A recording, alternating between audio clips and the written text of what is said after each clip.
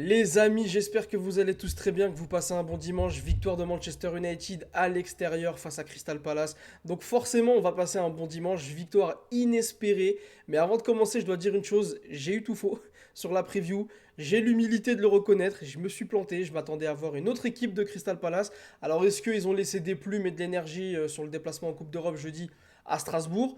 On va y revenir en détail dans la vidéo, mais avant ça, je te laisse t'abonner, liker, partager. Merci à tous. Comme d'habitude, donc, victoire 2 buts à 1 à Crystal Palace avec un but de Zirkzee et de Mount en deuxième mi-temps. Un United à deux visages, mais un United à deux visages exclusifs. Je m'explique. Quand Manchester United a l'habitude d'avoir deux visages, c'est surtout un très bon visage en première mi-temps et un très mauvais en deuxième mi-temps. Et bah là, c'était l'inverse. On a totalement manqué notre début de match, notre première mi-temps. On aurait pu rentrer au vestiaire honnêtement à 2-3-0. Donc Mateta qui marque sur penalty avec une faute grossière quand même de Lini Euro, qui se loupe encore sur ce match-là, on va en reparler. On aurait pu avoir plus de buts encaissés. Mateta qui rate un face-à-face en première mi-temps juste avant son but. Alors évidemment, effectivement, nous aussi on a eu quelques situations, notamment au début de match par Casemiro sorti par Henderson à bout portant, mais c'était très très très très faible. Manchester United sur les 9 derniers matchs, c'est 5 victoires, 2 défaites, 2 nuls, donc en vrai le bilan il est plus que positif. Moi je sais pas, hein, on peut critiquer, oui, la défaite à Everton, elle passera jamais. Je me dis que si on gagne Everton aujourd'hui, on flirte avec le podium, mais c'est comme ça, voilà, on va pas en parler pendant 1000 ans. Mais la force est de constater, c'est que le bilan de Manchester United, le bilan récent sur les 9-10 derniers matchs, bah les gars c'est positif en vrai, c'est positif, il y a plus de vert que de rouge ou que de blanc. On n'avait pas l'habitude d'avoir ça depuis très longtemps, donc honnêtement moi je suis très content de voir ça, surtout qu'on va aborder des adversaires, on va y revenir à notre portée largement, mais on ne sait pas à quoi s'attendre avec cette équipe. Contre Everton, tous les signaux, toutes les statistiques, tout était au vert pour dire qu'on devait battre Everton. Et aujourd'hui, tout était contraire à nous. Toutes les statistiques, Crystal Palace, son style, etc. Tout était fait pour qu'on perde aujourd'hui à Crystal Palace. À l'extérieur, ça ne nous réussit pas. Et au final, on gagne. Donc on ne sait pas sur quel pied danser avec cette équipe de Manchester United. On ne sait jamais à quoi s'attendre. On gagne quand il faut perdre. On perd quand il faut gagner. Honnêtement, aujourd'hui, ça nous réussit contre une équipe normalement très solide qui est passée à côté de sa deuxième mi-temps, défensivement, etc. Marguerite, méconnaissable. Mais tant mieux pour nous. J'ai commencé ce matin quand je me suis réveillé par dire qu'il faisait beau aujourd'hui, United joue à 13h, tout est réuni pour passer un bon dimanche. J'étais pas du tout convaincu. Au final, on passe un excellent dimanche, les gars, avec cette victoire à Crystal Palace. Je suis très content. Je suis très content. Donc, on va y revenir en détail, statistiquement, etc. Donc, déjà, on va parler de la compo. Donc, Lamens, Euro, Delirte, Shaw pour l'aspect défensif. Ahmad, piston droit. Dalot, piston gauche. Donc, on retrouve Diogo Dalot à la place de Dorgu.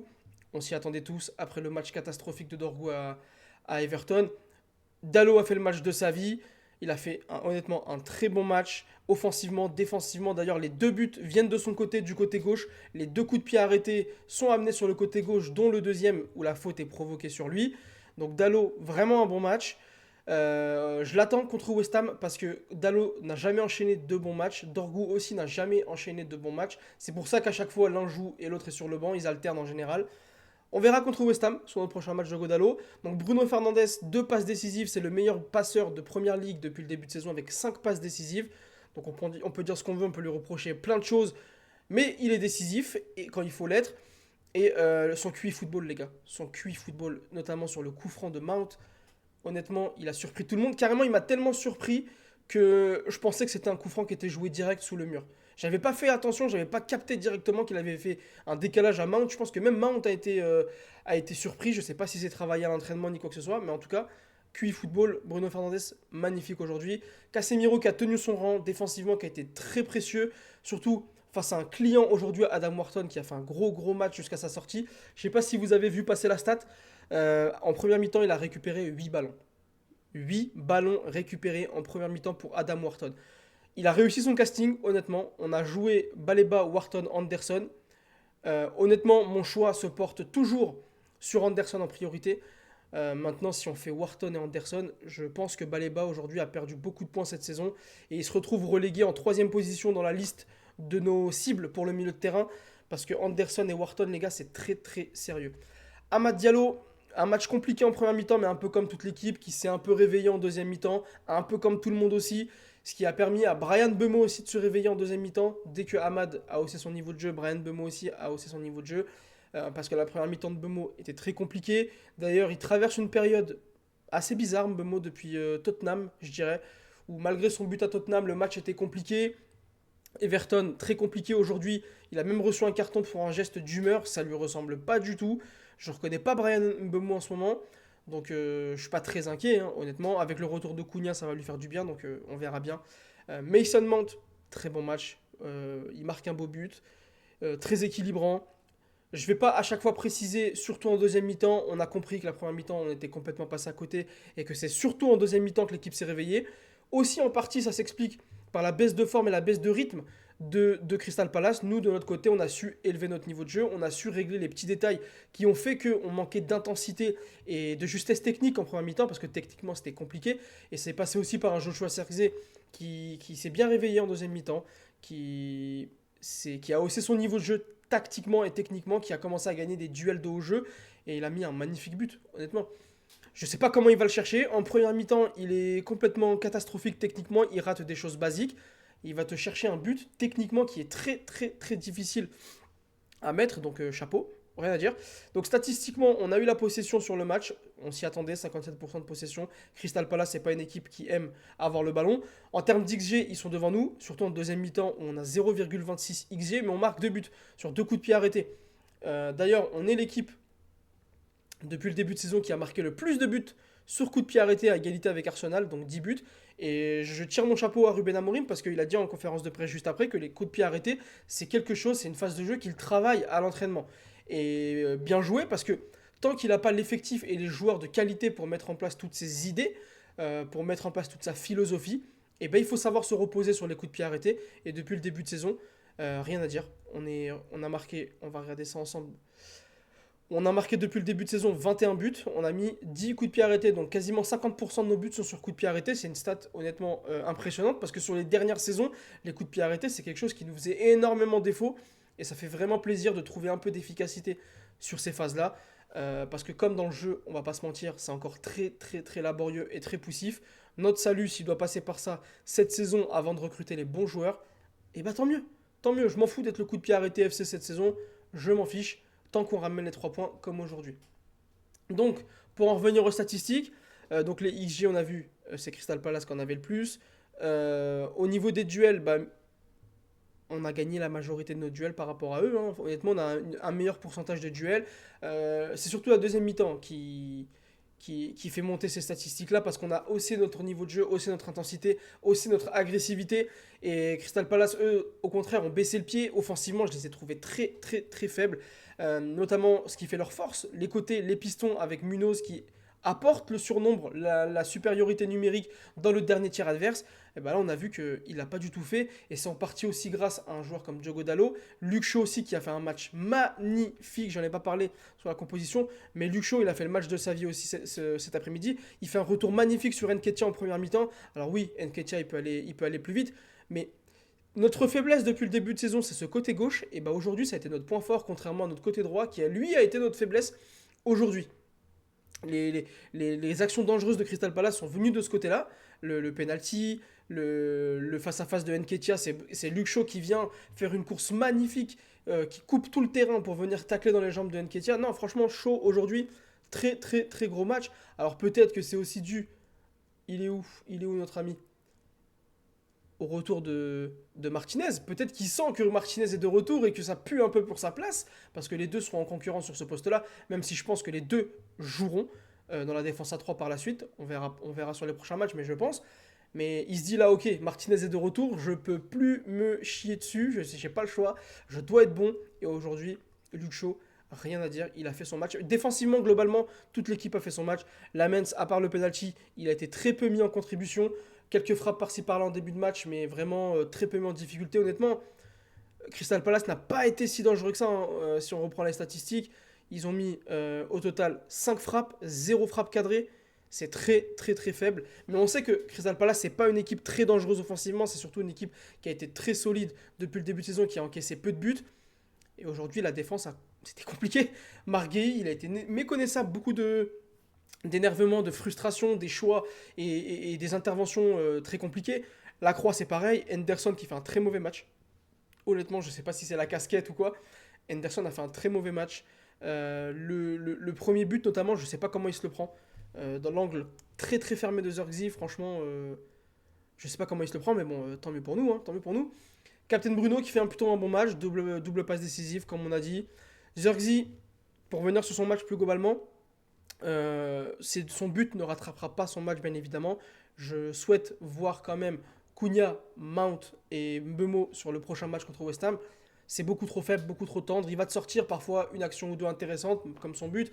Mais globalement, c'est beaucoup de déchets, beaucoup de ballons perdus, beaucoup de duels perdus. Il se fait beaucoup bouger alors il a un physique très imposant. C'est ça que j'arrive pas à comprendre.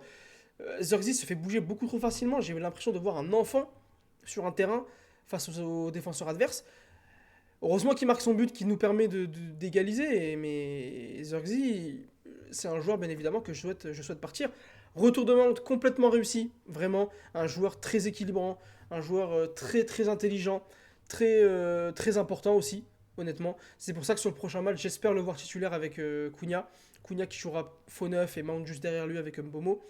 Parce que techniquement, parce que tactiquement, parce que il équilibre toute l'attaque, il fait les efforts qu'il faut défensivement. Mount, d'ailleurs, c'est la première fois depuis quasiment un an, je crois, qu'il joue 90 minutes complètes. Donc ça fait vraiment plaisir. J'espère que physiquement, ça va tenir parce que c'est un joueur ultra, ultra important depuis le début de saison. Il déçoit jamais, ou en tout cas très peu. Et aujourd'hui, il est récompensé par son deuxième but depuis le début de saison. Donc honnêtement, Mount, c'est un grand, un immense bravo. Très bonne entrée de Mazraoui. Son entrée aussi a apporté une agressivité qui nous manquait en défense. Il a gagné beaucoup de duels, notamment face à Mateta, où il gagnait aussi des fautes intéressantes pour nous permettre de ressortir le ballon proprement. Donc non, Mazraoui, très bonne entrée. Encore une fois, c'est un joueur que je vais voir en défense à 3. Mais avec le retour de Lisandro Martinez, je pense pas qu'il partira titulaire, mais s'il nous fait des entrées comme ça, je signe tous les jours, honnêtement. En tout cas, je ne veux pas le revoir piston. De toute façon, on va le perdre quelques matchs pour la CAN avec Ahmad et Mbeumo. Donc, Mazraoui, excellente entrée dans l'état d'esprit, rien à dire. Et j'ai envie de dire que ces joueurs-là, c'est quand ils veulent. C'est quand ils veulent. En première mi-temps, bah, ils avaient pas, je sais pas, il manquait de tout. En deuxième mi-temps, je sais pas ce que Amorim leur a dit à la mi-temps. Il a dû bien les allumer comme il faut. Mais on a vu que bah, ils étaient métamorphosés. Encore une fois, je me répète, peut-être aussi que Crystal Palace a baissé le pied, ils sont pas en forme à cause de leur déplacement en Coupe d'Europe, mais ça, je veux pas l'entendre. Vous avez fait en sorte d'attraper les places européennes, maintenant il faut assumer, les gars. Il faut assumer. Si vous voulez pas jouer les places européennes, laissez ça pour ceux qui veulent. Nous, on veut être en Europe l'année prochaine. Laissez ça. Allez pas accrocher encore une place européenne, parce que j'en vois se plaindre sur les réseaux, pour se plaindre et se dire oui, on a joué il y a 3 jours. Les gars, arrêtez ça, s'il vous plaît. Et je veux terminer cette vidéo avec Yoro parce que Yoro traverse une période assez compliquée. Alors il est encore jeune, il va encore apprendre énormément, c'est comme Dorgu. Des jeunes joueurs titulaires comme Yoro en défense centrale en première ligue, il n'y en a pas tant que ça. Honnêtement, si vous pensez à des noms, dites-le moi. Mais il n'y en a pas tant que ça. Et Yoro, il va encore beaucoup apprendre. Il fera encore des erreurs, bien évidemment. Et moi, honnêtement, je ne lui en veux pas spécialement aujourd'hui. Il provoque un penalty un peu bête, c'est vrai. Il est aussi fautif sur le but contre Everton, c'est vrai. Mais il va encore apprendre. Et je pense que le retour de Martinez, il va lui permettre de faire un tour sur le banc. Ça peut lui faire du bien. Donc, et l'image que j'ai aimée, c'est Mount à la fin du match qui va le réconforter. Ça aussi, c'est un signe que Mount fait partie des leaders de ce vestiaire. Excellent état d'esprit, un vrai joueur d'effectif. Donc je suis vraiment très content de tout ça. Et voilà, tout ça pour dire donc un petit point au classement. Donc il y a des matchs qui se sont joués cet après-midi, mais donc ça fait qu'on est septième avant le dernier match de Chelsea et Arsenal. Donc on finit le week-end septième, honnêtement. Excellente opération, on repasse devant Crystal Palace, on laisse Liverpool derrière. On a 21 points aujourd'hui, et le podium, donc pour l'instant, c'est Aston Villa qui est troisième, mais Chelsea peut passer devant en cas de victoire contre Arsenal, ce qui fait qu'on est à 3 points pour l'instant du podium, les gars. On est à 3 points du podium. On vit un championnat vraiment bizarre où ça va très vite dans un sens comme dans l'autre, mais on commence à prendre des distances avec des clubs comme Tottenham, voilà, des clubs comme Everton aussi qui a 18 points.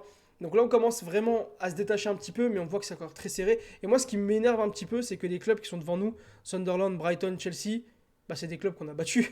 c'est des clubs qu'on a battus et c'est des clubs qui sont devant nous. Et Brighton et Sunderland, on les a battus vraiment avec la manière. Enfin, et les voir devant nous, ça m'énerve un petit peu, honnêtement. Donc cette défaite contre Everton m'énerve encore plus parce qu'on serait aujourd'hui à 24 points et on serait 3ème, 4ème, quoi. Mais bon, c'est comme ça. Prochain match West Ham. West Ham qui a perdu contre Liverpool aujourd'hui. Donc West Ham qui a certainement relancé Liverpool, je sais pas, on verra.